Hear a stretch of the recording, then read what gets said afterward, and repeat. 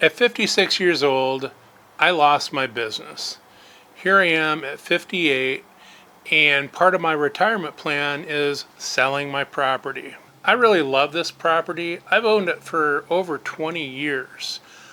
When I added the restaurant to the property, I thought my dreams had come true. I had a thriving business and a nice, modest home. But life will teach you lessons when it comes to complacency. Please stay tuned, and I'm going to talk about the problems I'm going to have selling this property. When I knew I was going to lose my business, I was at the rock bottom of my life. I really thought I was a complete failure. I was terrified. I decided to embrace that fear and let it work for me, let it motivate me. I had to talk to my wife. We sat down and had a long conversation.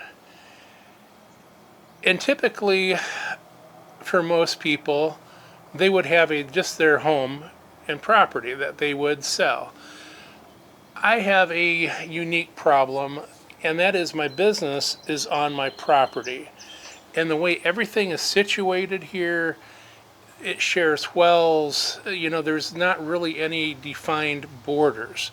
So I'm going to have to sell everything at once. The problem that creates for me is I'm going to have to find a buyer that wants not necessarily a restaurant, but a business on their property and a house at the same time. That's going to put us a little longer on the market, and that brings up fears of running out of money before that happens. It also brings up a lot of fears of moving in general. I really thought that this was going to be my forever home. I was going to grow old here. I have an elderly father that lives next door to me. Am I going to be able to spend the time that I need to with him if I move to another location? But yet, I'm very excited to start the next adventures into our lives. We live in northern Indiana, and because of my wife's health conditions and her medical needs, we're going to have to stay in Indiana. She has really good insurance, and we don't want to screw that up by moving out of state and having to find new doctors and everything else that we need. Now, our decision to sell the property did not come easy. I have taken the last 2 years and I've become a selling ninja. It's amazing throughout your life all the things that you collect, and you really don't need them.